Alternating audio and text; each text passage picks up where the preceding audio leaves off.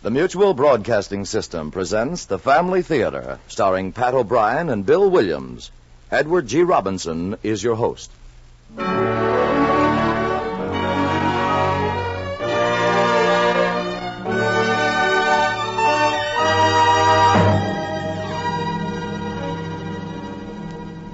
More things are wrought by prayer than this world dreams of.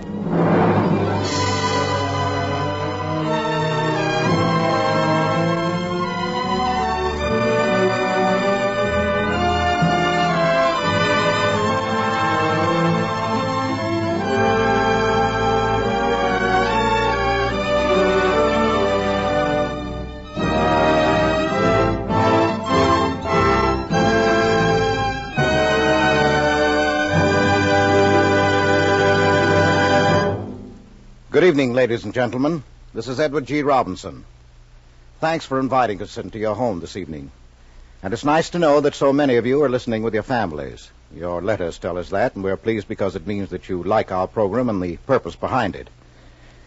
As most of you know, Family Theater is dedicated to your family, and dedicated with the hope that your family is well and happy, and that your home is all you wish it to be. We join with so many of you in the conviction that a family that prays together stays together. For if we have understanding and harmony within our own homes, we will also have a broader and a brighter viewpoint of our neighbors' problems and those of the world at large. Well, enough about our purpose and more about tonight's play, which is based on an original story by Matt Taylor and adapted for the Family Theater by True Boardman, and features two of our most popular and well-known stars, Bill Williams and Pat O'Brien. So stand by for Work of a Lifetime.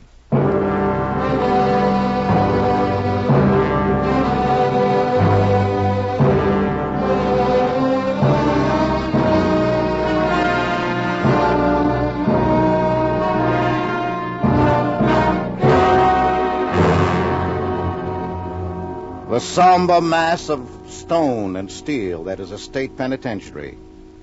In row upon row of cell blocks, silent, sallow men sit waiting through the eternity that is the time they are to serve.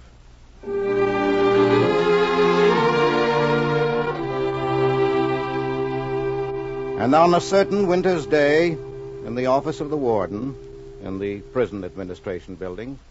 Why shouldn't a man get out of this place when he gets a chance? He should. Of course he should. Warden, you ought to see the place I'm going. As pretty a little valley as God ever made. And I'll have my own house and a garden and a housekeeper. 27 years. Yes, men have come here with a death rap and served less time than that. Well, if you're looking for an argument from me, you're out of luck. If I'd been in your place, I'd have tried to get out long ago. But you will remember about young Jensen? He's due for another examination next month. That cough of his sounds pretty bad. Oh, and that machine in the jute mill where the guardrail is broken. Look, Father Darcy, I've let you practically run this penitentiary for years because I had no choice. But once you walk through that door, I'm running things. Don't worry, Father. I'll see about Jensen. Yes? Warden? What is it, Keller? It's Morgan, sir, in the hospital. He's pretty bad, and he says he wants to see Father Darcy. Oh, well, you better look up the new chaplain, Keller. Officially, Father Darcy's transferred to... Oh, nonsense. The lad sent for me, didn't he? Of course I'll see him. But, Father... Warden, I don't get it. I didn't know Morgan was of Father Darcy's faith. You ought to know by now that never made any difference in here. Well, it's nearly 3. You better call assembly. You know, Warden, this place is going to seem different somehow with Father Darcy gone. Think that's news to me? Well, what are you standing there for? Assemble the men. Then go after the father and tell him they're waiting.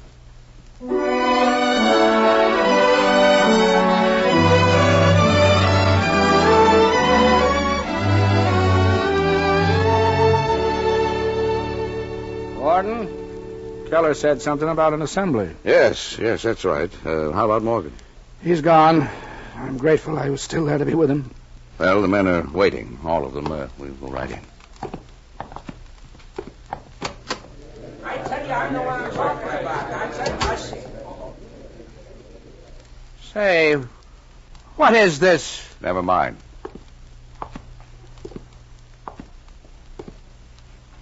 Men, Father Darcy is leaving this afternoon. And while I know he said goodbye to many of you individually, I felt sure he'd like to say a word to all of you at once. All right, Father.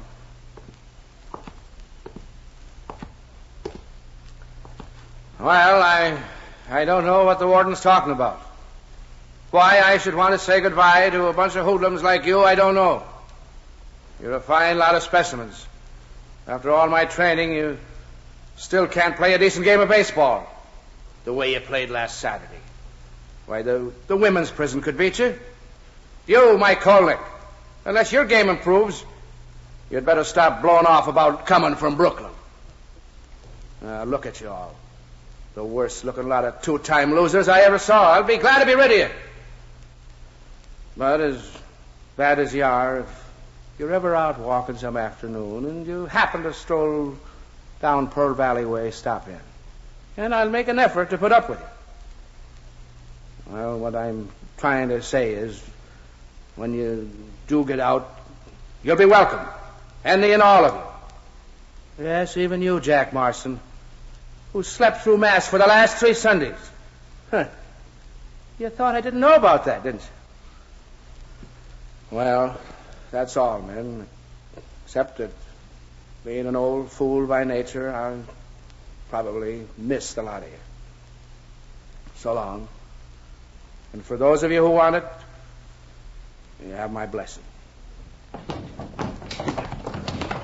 What are you getting up for? Now sit down, all of them. Okay, Slug. Now's the time. What is this?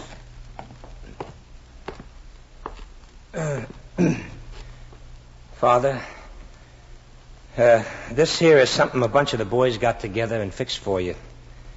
It's an altar cloth for your new church. It's kind of crooked on one end, but that's on account of Killer O'Meara never counts his stitches right. We all thank you for what you've done here, and we hope you're going to like it down in Pearl Valley. So long, Father, and good luck. Okay, you guys, come on, get on with the singing. Rock of Ages, clap for me. Let me hide myself in thee. Let the water and the blood from thy wound decide which flow be of sin done.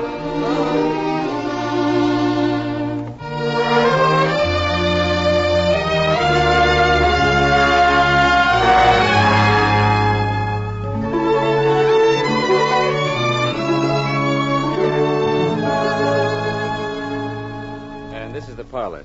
You can see those windows lead out onto the garden. That's really the finest view in all Pearl Valley in the springtime. Oh, I can see it would be, Father Thomas. I hope everything is arranged to your liking, Father Darcy. Everything is fine, but I may need some time to get on to things. This is my first parish, you know. You were up at the prison a long time, then. Couple of thousand lifetimes, son. You sort of watch me shop for a while, will you? What I say, I mean. I don't think the good parishioners of Pearl Valley would appreciate stir talk or prison language in the sermons. I'll watch it. And now, if you'd like to see the kitchen. Oh, the most important room in the house. Don't let Mrs. Wilkins startle you. She talks a good deal, but she's also the best cook in the valley. Oh, Father Thomas, Oh, my goodness. Mrs. Wilkins, this is Father Darcy. How do you do, Mrs. Wilkins? Oh, you'll have to forgive me. I'd at least have had my apron off if I'd have known this kitchen is just a mess. How do you do, Father? We're that glad to have you. And you're glad to be here, I dare say, after all that time with those cutthroats and all. Oh, and this is little Jimmy Mason. He just brought over a jar of jam for you from his mother. Say how to do to Father Darcy, Jimmy. Hello, Father Darcy. Jimmy's father is president of the bank here, and his mother... Well, pardon me, Mrs. Wilkins. Jimmy, I'm glad to see you, son. Would you like to shake hands? I guess so. Thank you. I'll be looking for you in church on Sunday. I'll be there. Father? Yes, son? Was you really up there in the big house? Yes, Jimmy, for a long time. Gee, did you ever see anybody ride old Smokey? You know, get burned? Jimmy! For goodness sake. Father, the child should be punished. Now, Mrs. Wilkins, please. Yes, Jimmy, I saw a good many men go to the electric chair. And it wasn't... we'll talk about that some other time. Suppose you run on home now. Oh, and thank your mother for the jelly. It was jam. For the jam. Yes, Father. Goodbye. Wait, Jimmy. I'll walk down with you. Goodbye, Jimmy. Bye, Father Darcy. Well, I never, Father. I just don't know what to say about that child. Of course, you may be sure that none of the rest of us will ever mention you having been up in that awful place. And why shouldn't you mention it? After all, I was the chaplain and not an inmate, you know. Father Darcy, Oh, good heavens, there's someone out back to see you. He said he wouldn't leave until you got here. Well, who is it, Mrs. Wilkins? Out here, you say? Liv! Hi there, Father Darcy. Well, come in here. I'm glad to see you, boy. Yes, sir. I sure feel proud to see you, sir. You know, I was beginning to think that you wasn't coming. Mrs. Wilkins, this is Leavenworth Johnson. Howdy, ma'am. Pleased to meet you. Mrs. Wilkins, Leavenworth and I are very old and very good friends. We were associates for some time. Associates? How long was it exactly, Lev? Well, 8 years and 3 months, Father. You helped me get almost 2 years off for good behavior, you remember? Well, you helped yourself, son, and I was proud of you. Go on in my study there, boy. I'll be right in. I want to talk to you. Yes, sir, Father, and me likewise. Mrs. Wilkins, count on one more for dinner. Leavenworth will be staying. Father, that man? Why, he looks like a cutthroat. I'll tell you a secret, Mrs. Wilkins. He is. That's what he served 8 years for. Oh, Father Darcy!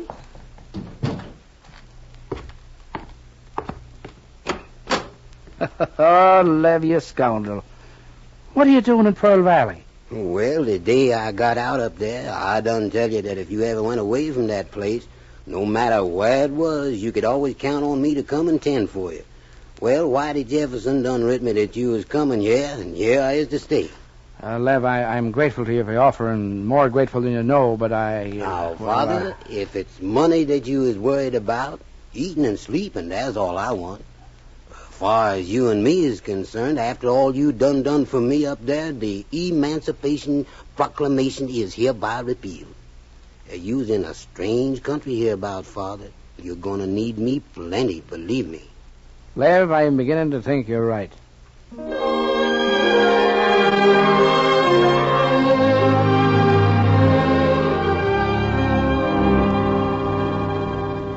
The Thanksgiving bazaar is customary, Father Darcy. Of course, if you feel it's too much work and you'd rather not bother... well... Bother nothing. Some work is what I'm looking for around here.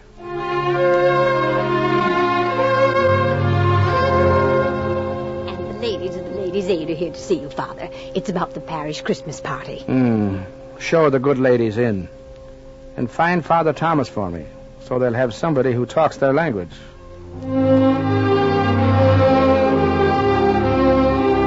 That's on Thursday. And then Friday and Saturday, there are 2 christenings, a marriage, and a young people's dance. Oh, yes, and 2 new altar boys are to be selected. Looks like a very strenuous week for you, I'm afraid, Father. Very strenuous. Lev, did you hear that? A strenuous week. Strenuous? For my money, this is the nothing ever happenest place that ever was. All I do is sit and get fat. Just like you're doing, Father. You're right, Lev. The warden should see me now. This is exactly the life he said I needed. Yeah, dull, ain't it? Father Darcy! Father Darcy! Oh, I knew it would happen. I knew it. What is it, Mrs. Wilkins? What's happened? I just heard the prison. There's been a prison break, and the men who escaped are headed this way, and we'll all be murdered in our beds. How many escaped and when? Where'd you hear about It's this? all over town. I wonder if Father Thomas knows we'll all be murdered in our beds. Father Thomas! A break, Lev. I wonder if it's true. Could be, even as Miss Wilkins do say so. I will soon find out. Hello. This is Father Darcy. Give me the Daily Enquirer, please. I think the number is 412. Most of the breaks are tried this time of the year when... hello. Hello, Mr. Peyton. Father Darcy. I hear there's news of a break up at the prison. How many? Only one. What's his name? Oh, yes. Yes, I know him. He's headed down this way? You're sure? Thanks, Mr. Payson. It's Vigo, Lev. Benny Vigo. Hey, that real mean guy in cell block 5, the one that handed the knuckle interview to Hendricks that time and nearly put him away? That's Vigo, a crazy fool. He's only got a year to go. Now he takes a chance on going for the whole ride. Well, maybe they won't catch him. A farmer gave him a lift on the road just north of here. He's identified him completely. Prison guards and state troopers are already after the boy. They even sent for the hounds. Oh, he is good as locked up right now. Lev, if you were in Benny's place, where would you go? Around here, I mean, to hide out. Well, gosh, Father, I don't exactly know. I reckon down by the freight yards. Well, that's the first place they'd look. No, you'd be someplace near the tracks, so you could run for a freight train when it passed. Someplace where there's lots of cover, trees and bushes. Well, there ain't no place like that around here, except in them woods back at the golf course. And what runs along the other side of the golf course? Well, there's nothing but the train tracks. Leavenworth Johnson, you said a while ago that I was getting fat. Well, you're right. What I need is some exercise. Come on. Let's go out and have a good game of golf.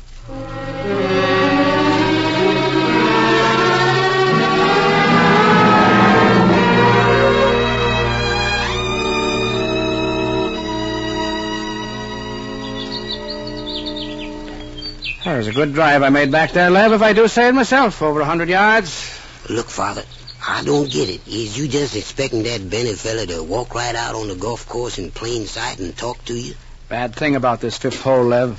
Fairway runs so close to the woods. Little slice and your ball is lost in the trees. Give me that brassy. Yes, sir. Hey, that ain't the right club for no shot like this. No, I think it is. Watch this. I told you the ball done went slicing right square into them trees. Stay here, Lev. Stay here and come quickly if I call you. Now, Father, you can't go in there alone. That fellow Vigo is dangerous, Father. Mighty careless way to hit a ball. Mighty careless. Wasn't it, Benny? Benny Vigo, it's you I'm talking to. I know you're in there. I saw you watching me when I made the last drive. They're combing the place for you, Benny. They've even sent for the hounds. They're a cinch to search here soon. Come on, son. For the last time, I'll ask you. Come on out now, or I'll go about my business and let somebody else find you. The difference is I want to help you, Benny. All right, lad, if that's the way you want it. Wait a minute. Okay, so I'm here. What about it? Benny, I'm glad to see you, boy. What are you doing around here? Oh, this is my parish, Benny. I've been here ever since I left the prison. Didn't you know that? No. Benny, I want to talk to you. Stay right where you are. I'll give you the heat. A rod.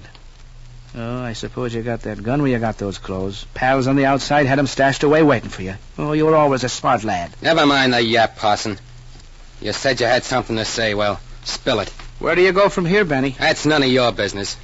I'll make it. Not if I turn you in, you won't. You ain't turning me in. You're pretty sure of that, aren't you? Oh, but then that cannon in your hand makes you sure of a lot of things. I can take care of myself. All right, spread out and cover the woods there. Hey, they're closing in. That's right, Benny. Get out of here, high collar, and quick. You're not taking me, see? Well, a swell chance you'll have, son, against a lot of them. I told you to stop talking and beat it. All right, Benny, but I won't go alone. Leavenworth. What is this? Yes, sir, Father. What is it? Here, Lev, here. Hey, you found him. Hi there, Vigo. Hey, now, look, don't point that thing at me. I was just doing what I was told. Give Vigo that golf ball. Give him that golf bag. Give him. Yes, sir, Father. What's the angle? What good's the golf bag? A man playing golf can have a caddy, can't he? All right. Keep that hat down over your eyes. Stick right beside me. I'll play the next hole. That'll bring us right here to where my car is parked. Once we're out of the club grounds, you get back and keep your face to the floor. Well, what about me, Father? You head off into the woods, Lev, and get going. Yes, sir, Father. I've gone already, and whatever you're doing, good luck with it, Father. So long. So long, Lev. All right, Benny, we're off. And if you remember your prayers, lad, you'd better start saying them. If we're going to get away with this, we'll need help. Lots of it. Let's go.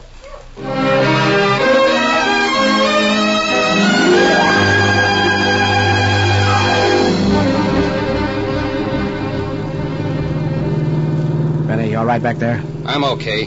How's about the cops? We passed most of them. Still keep low. Don't worry. Where you taking me, Parson? You know a good hideout? The best in the world. Where is it? Your house? Better than that, son. Watch it. Stay low. They're stopping cars ahead. I'll try to drive on through.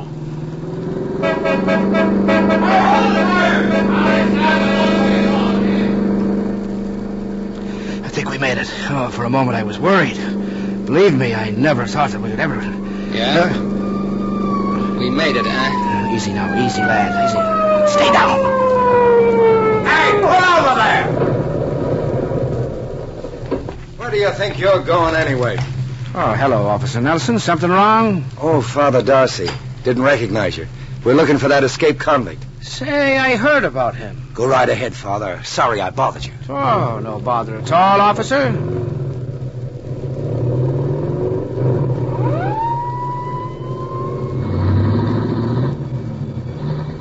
You can take a breath again, Benny. I just tried one myself. I guess we're all clear now. You got what it takes, Parson. I'll give you that much. Thank you, son. But you still ain't said where you're taking me. I haven't, have I? Well, you have to know sometime. I'm taking you back to prison, Benny. You're taking me... You crossed me. Easy, son. I said I'd get you to where you'd be safe. And that means inside those walls. There's no place else. Stop this car. Pull into the first side road. No, Benny. I'm going on, and you're not stopping me. I'm not, huh? You feel that, smart guy? Well, shooting me in the back is not the answer, Benny. Shut up! Shut up and stop this car. Maybe I did cross you, but I had to. You're a scared, mixed-up guy with a loaded gun in your hands. The first man who tried to take you, you'd shoot him, Benny. Maybe the second, too, but sooner or later, one of them would get you, and if you were alive, you'd still go back up there, son. Not in a car with me, not like this, with at least half a chance, but... Stop talking! I'm warning you! No, you wouldn't be going back. Maybe you only serve one more year and then be free. You'd be going for the finish, Benny. The quick and terrible finish I've tried to help so many men to meet. Stop it! Do you hear me? I said to stop you yakking and stop the car. Stop it! A year, Benny. A year. One last short year and you'll be free. Oh, I know you think it'd be a longer rap after you try to break, but there's something we can try. Oh, I can't promise it'll work, but believe me, son, I want to help you. I know what's in your heart. Oh, I know how you grew up. No family, no affection. No one who cared or understood, and that's always what's made you want to fight the world. Stop it! All right, Father. I'm counting 3, see? And if you ain't stopped that car by then, I'm letting you have it. All right, Benny. I believe in you, lad. There is the makings of a fine man in you. 1. You'll do what you have to do. No one can blame you, but it could be otherwise. You could finish your sentence and go on to a fine, useful life. 2. God bless you, Benny, and forgive you. 3. Well, Benny, I'm waiting. Oh, I can't. I can't give it to you. I can't. Oh, of course you can't, son. Here, give me that gun. It's a great gamble I took on you, lad. I gambled that even though you were a rogue and a thief. It wasn't in you to shoot a man in the back, and I won, Benny. I won. Now stop your whimpering and listen to me. First, we got to find the spot where you hid your prison clothes. Then if the brakes are still with us...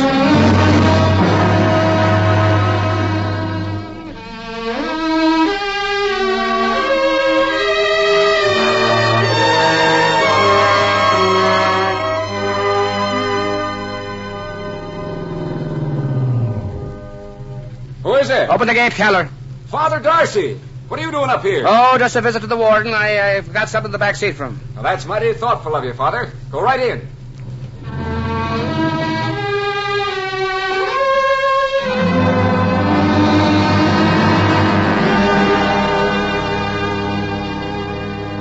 Benny, can you hear me? Yeah. Where are we? Inside, just back of the laundry. The gong will sound off any minute.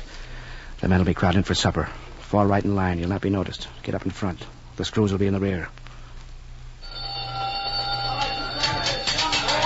There it is, lad. You are a right guy, Forget Father. it, son. Run for it and good luck. Dear Lord, I'm most grateful for what you've done for Benny, and for me, too. If this be wrong in your eyes, let me be punished. But let things be easier for the boy. I place him completely in your hands from now on. Amen.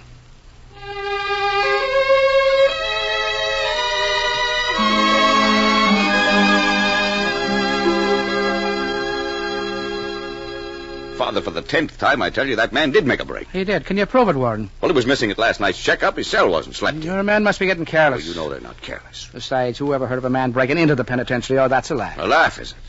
It's a strange coincidence that the one person who identified Vigo saw him near Pearl Valley, and tonight, just when Vigo reappears, I have a visitor from Pearl Valley in his car. Oh, you're wrong, Warden. That's not my car. It belongs to the parish. Young Father Thomas will likely be driving it after I talk to the bishop. What do you mean? I understand your new chaplain doesn't like it here, so I've been thinking of coming back and taking his place. Are you crazy? You've got everything down there in Pearl Valley. That's right, everything but my real job. Everything but enough people who need the kind of help I know best how to give. While I think of it, we've got to line up a good job for someone. Lev Johnson. Maybe that stockholder fellow who gets out next month will need a chauffeur. Or a golf caddy. A golf caddy? Lev Johnson? Father, are you sure you feel all right? You haven't been fasting too much. Nothing of the kind. I'm feeling wonderful, Warden. The beautiful bad air of this place is doing me good already. Oh, Father, be sensible. You've got a soft berth in Pearl Valley. Stick to it. You said yourself 27 years in this place was enough for any man. Well, I was wrong. It's not a matter of years, Warden. When there's a whole lifetime of work for a man to do, he can't possibly do it in less.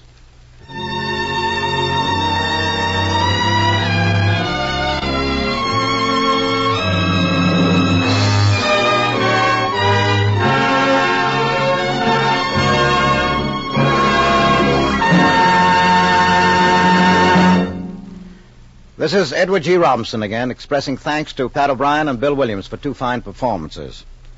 You know, no matter who you are or where you may be, I'm sure you'll agree with me about one thing. Nothing in this whole wide world can bring us more happiness than a family. If your family life is a happy one, well, you're really sitting right smack on top of the world. But by the same token, if your family is falling apart instead of sticking together, if your family life is one argument after another, if your children get into one scrape after another, well, then let's not kid each other. You really know the meaning of the word misery. And I guess we've got to admit that these days that there are so many things that seem to be responsible for breaking up our homes, things that seem impossible to cope with. Our newspapers are filled with stories on juvenile delinquency, and possibly the main trouble is the example we as parents set for our children. What are your thoughts on the subject, Pat O'Brien? You're a good family man. Well, Eddie, it's a pretty big task to bring up children properly. As a matter of fact, the job is apt to be too tough for even the best of parents. However, we don't have to do it alone. We can get help. The most powerful help a man can ask for. But remember, we've got to ask for it. Ask and you shall receive. Yes, ask God for his help. Pray. Pray with your children that God will help your family. The very act of praying together will bring your family closer together. Remember, a family that prays together stays together.